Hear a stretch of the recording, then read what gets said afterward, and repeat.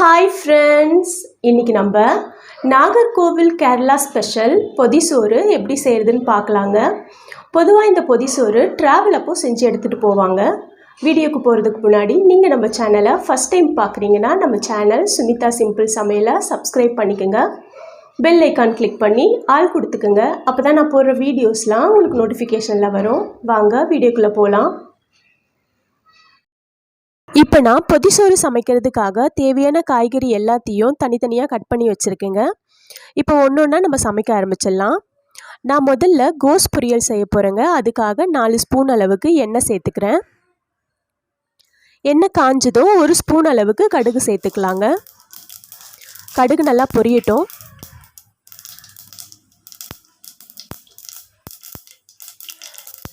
கடுகு நல்லா பொரிஞ்சிடுச்சுங்க. இப்போ 4 பல்லு பூண்டு தட்டி வச்சுருக்கேன். அதையும் கொஞ்சம் கருவேப்பிலையும் சேர்த்துக்கிறேன். நல்லா வதக்கி விட்டுக்குங்க.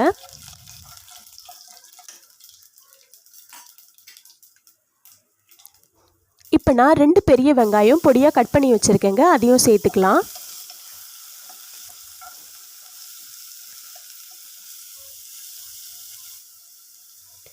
கோஸ் பொரியலுக்கு நான் மிளகாத்தூள் எதுவும் சேர்க்க போகிறது இல்லைங்க. அதனால 3 பச்சை மிளகாவை பொடியாக கட் பண்ணி சேர்த்துருக்கேன். இதையும் சேர்த்து நல்லா வதக்கிக்கலாம்.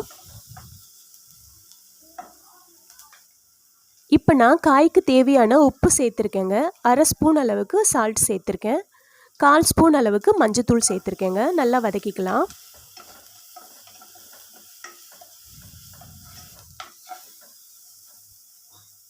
அவ்வளோதாங்க, நல்லா வதங்கிடுச்சு.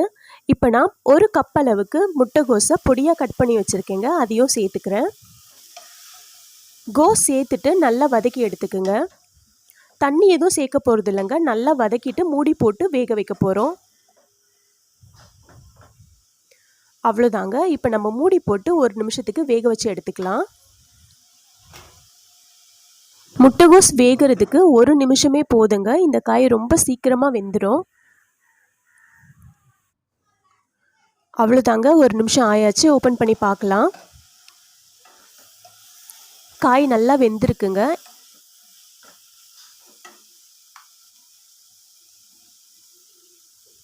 கொஞ்சமாக தேங்காய் திருகி வச்சுருக்கேங்க. அதை சேர்த்துக்கலாம். தேங்காய் சேர்த்ததுக்கப்புறம் கொஞ்சம் நேரம் நல்லா மிக்ஸ் பண்ணி விட்டுக்கலாம்.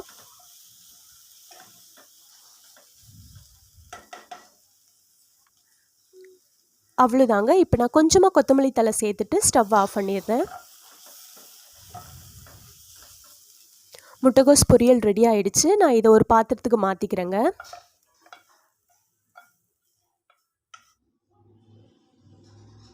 அடுத்து நம்ம பீட்ரூட் பொரியல் பண்ண போகிறோம். அதுக்காக ஒரு பேனில் 4 ஸ்பூன் அளவுக்கு எண்ணெய் சேர்த்துக்கிறேன். எண்ணெய் காஞ்சதும் 1 ஸ்பூன் அளவுக்கு கடுகு சேர்த்துக்கலாங்க. கடுகு நல்லா பொரியட்டுங்க.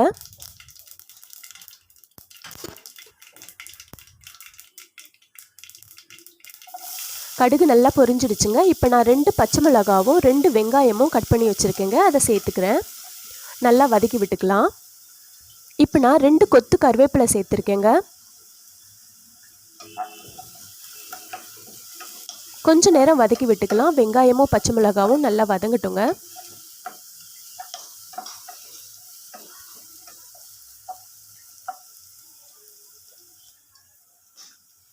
இப்போது 1 ஸ்பூன் அளவுக்கு இஞ்சி பூண்டு பேஸ்ட்டு சேர்த்துக்கலாங்க. இஞ்சி பூண்டு பேஸ்ட்டு பச்சை வாசம் போகிற வரைக்கும் நல்லா வதக்கி விட்டுக்குங்க.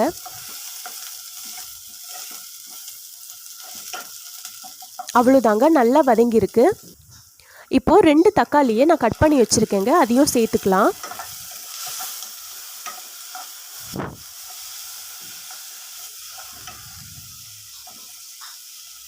தக்காளி நல்லா வதங்கிடுச்சுங்க. இப்போ நான் 1/2 கப் அளவுக்கு சிறுபருப்பை 1/2 அன் ஹவர் முன்னாடியே நல்லா கழுவி தண்ணியில் ஊற வச்சு வச்சுருக்கேங்க. அந்த பருப்பையும் சேர்த்துக்கலாம்.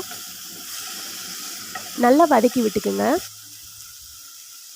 இப்போது 1/4 ஸ்பூன் அளவுக்கு மஞ்சத்தூள் சேர்த்துக்கிறேன். 1/2 ஸ்பூன் அளவுக்கு மிளகாத்தூள் சேர்த்துருக்கேங்க. 1/2 ஸ்பூன் அளவுக்கு உப்பு சேர்த்துருக்கேன். நல்லா வதக்கி விட்டுக்குங்க. மசாலா நல்லா வதங்கியாச்சுங்க. இப்போ நான் 2 பெரிய பீட்ரூட்டை நல்லா திருகி வச்சுருக்கேங்க. அதையும் சேர்த்துக்கலாம். சேர்த்துட்டு ஒரு வாட்டி மிக்ஸ் பண்ணி விட்டுக்குங்க.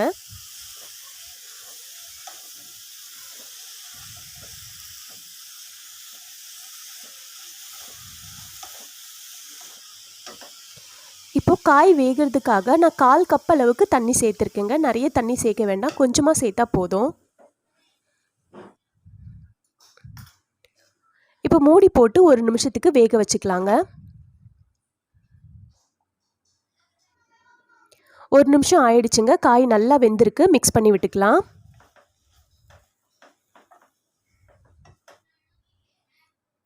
இப்போ நான் கொஞ்சம் தேங்காய் திருகல் சேர்த்துருக்கேன். இதையும் சேர்த்துட்டு நல்லா மிக்ஸ் பண்ணி விட்டுக்குங்க. கொஞ்சம் கொத்தமல்லி தழை சேர்த்துட்டு ஸ்டவ் ஆஃப் பண்ணிடலாம்.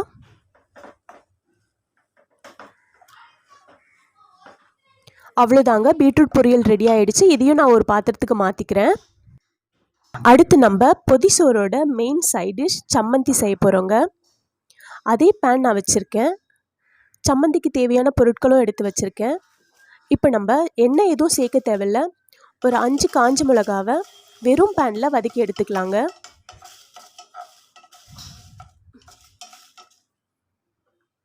அதில் நான் 1 மூடி அளவுக்கு தேங்காய் திருவி வச்சுருக்கேங்க. அதையும் சேர்த்துக்கலாம். 2 பல்லு பூண்டு உரித்து வச்சுருக்கேங்க. அதையும் சேர்த்துக்கிறேன். 1 இன்ச் அளவுக்கு இஞ்சி சேர்த்துக்கலாம். ஒரு 6 சின்ன வெங்காயம் தோல் உரித்து வச்சுருக்கேங்க. அதையும் சேர்த்துக்கலாம். ஒரு சின்ன துண்டு புளியும் சேர்த்துருக்கேன். 2 கொத்து கருவேப்பிலை சேர்த்துருக்கேங்க. இதுதான் இந்த துவையலுக்கான ஐட்டங்க. இதை நல்லா வதக்கி எடுத்துக்கலாம். எண்ணெய் எதுவும் சேர்க்க தேவையில்ல, ரொம்ப நேரம் வதக்க தேவையில்லைங்க. கொஞ்சம் நேரம் வதக்கினா போதும்.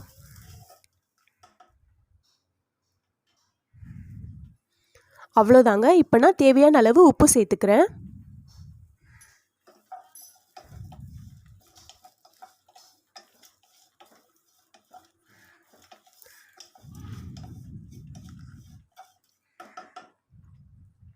அவ்வளோதாங்க, நல்லா வதங்கிடுச்சு. இப்போ இந்த தேங்காய் மசாலாவை மிக்ஸி ஜாருக்கு மாற்றி அரைச்சி எடுத்துக்கலாங்க. தண்ணி எதுவும் சேர்க்கக்கூடாது. தண்ணி எதுவும் சேர்க்காம நல்ல பேஸ்ட்டாக அரைச்சி எடுத்துக்கலாம்.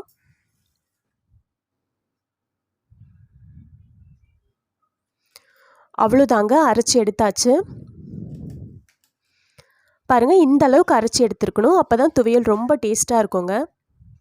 இதையும் நான் ஒரு பவுலுக்கு மாற்றிக்கிறேன். பொதிசோறில் இந்த துவையல் தாங்க சாதத்தோடு நம்ம பிசைஞ்சு சாப்பிடுவோம். டேஸ்ட் ரொம்ப சூப்பராக இருக்குங்க. அவ்வளோதாங்க, சம்மந்தி ரெடி ஆகிடுச்சு. அடுத்து நம்ம மீன் வறுவலுக்கான மசாலா ரெடி பண்ணிக்கலாம். 1/2 ஸ்பூன் உப்பு, 1 ஸ்பூன் தனி மிளகாத்தூள், 1/2 ஸ்பூன் மஞ்சத்தூள், 2 ஸ்பூன் குழம்பு மிளகாத்தூள் எடுத்து வச்சுருக்கேங்க. இதை நம்ம கொஞ்சமாக தண்ணி சேர்த்து மிக்ஸ் பண்ணிக்கலாம். அவ்வளோதாங்க, மீன் வறுவலுக்கான மசாலா ரெடி ஆகிடுச்சு. இப்போது மீனில் நல்லா பிரட்டி எடுத்துக்கலாங்க மசாலாவை.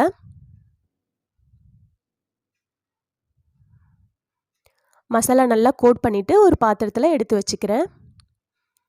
இதே போல் எல்லா மீன்லேயும் மசாலா தடவிட்டு ஒரு தட்டில் எடுத்து வச்சுக்கலாங்க.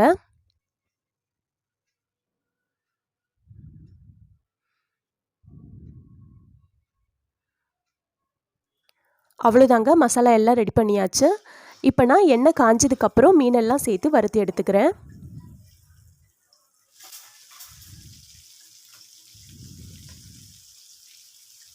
மீன் ஒரு பக்கம் நல்லா வெந்ததும் திருப்பி போட்டுக்கலாங்க.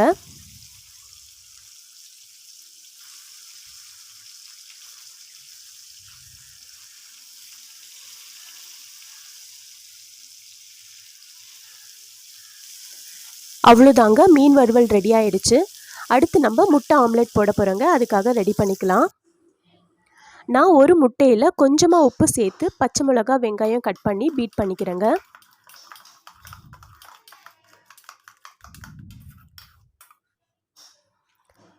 கொஞ்சமாக எண்ணெய் சேர்த்து ஆம்லெட் போட்டுக்கலாம்.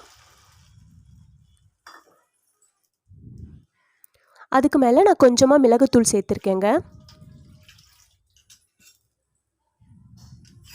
ஒரு பக்கம் வெந்ததும் திருப்பி போட்டுக்கிறேன்.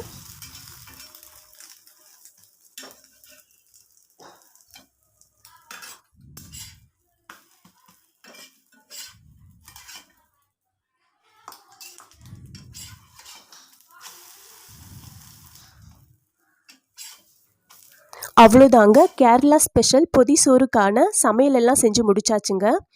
இப்போ நம்ம வாழை இலையில் பேக் பண்ண போகிறோம். அதுக்காக வாழை இலையில் ஸ்டவ்வில் இந்த மாதிரி வாட்டி எடுத்துக்கலாங்க. ஸ்டவ் ஆன் பண்ணிவிட்டு இந்த மாதிரி இலையை 2 சைடும் வாட்டி எடுத்துக்கலாம். அப்போ நம்ம பார்சல் பண்ணும்போது இலை கிளியாமல் இருக்கும், அதனால இந்த மாதிரி செஞ்சுக்கலாங்க.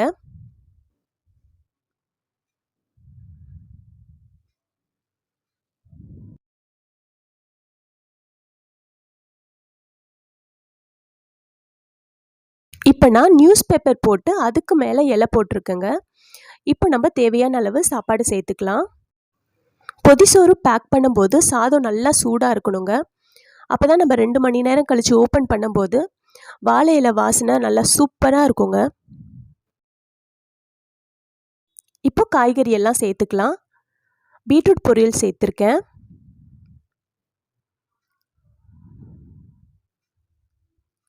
கோஸ் பொரியலும் சேர்த்துக்கலாங்க.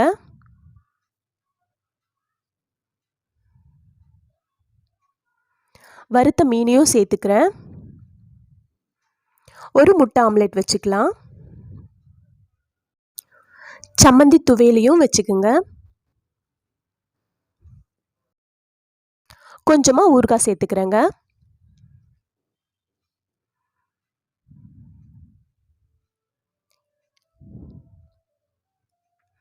இப்போ நம்ம இந்த மாதிரி மடித்து பேக் பண்ணிக்கலாம். எப்போவுமே பொதிசோறில் சம்மந்தி, ஊறுகாய், ஒரு காய் பொரியல் இருக்குங்க.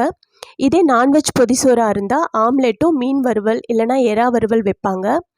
வெஜ் பொதிசோறில் சம்மந்தியும் காயும் ஊறுகாய் மட்டும் வச்சு பேக் பண்ணுவாங்க. அவ்வளோதாங்க, பேக் பண்ணி முடிச்சாச்சு. அடுத்த பொதிசோறையும் பேக் பண்ணிக்கலாங்க. வாழை இலையை ஸ்டவ்வில் வாட்டி எடுத்ததுனால நல்லா கம்ஃபர்டபுளாக மடிக்க வருது பாருங்கள். அதுக்காக தான் நம்ம வாழை இலையை ஸ்டவ்வில் வாட்டி எடுக்கிறோம்.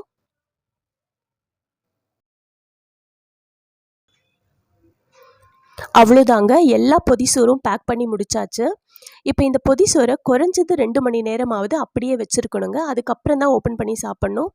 அப்போ தான் டேஸ்ட் நல்லாயிருக்கும். அவ்வளோதாங்க, இப்போ 2 மணி நேரம் ஆயாச்சு. ஓப்பன் பண்ணி பார்க்கலாம்.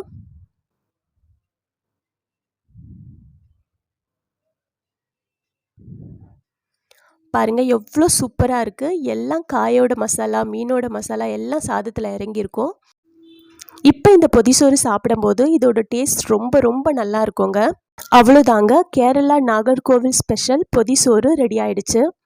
நீங்களும் எங்கேயாவது வெளியே போகும்போது இந்த மாதிரி சாதம் செஞ்சு பேக் பண்ணி எடுத்துகிட்டு போங்க. சாப்பிட ரொம்ப நல்லா இருக்கும். இந்த பொதிசோறு ரெசிப்பியை செஞ்சு பார்த்துட்டு எப்படி இருந்ததுன்னு கமெண்டில் சொல்லுங்கள். இந்த வீடியோ உங்களுக்கு பிடிச்சிருக்கும் நம்புகிறேன். மறக்காமல் நம்ம சேனல் சுமிதா சிம்பிள் சமையலை சப்ஸ்கிரைப் பண்ணிக்கோங்க. பெல் ஐக்கான் கிளிக் பண்ணி ஆல் கொடுத்துக்குங்க. அப்போ தான் நான் போடுற வீடியோஸ்லாம் உங்களுக்கு நோட்டிஃபிகேஷனில் வரும். தேங்க்யூ.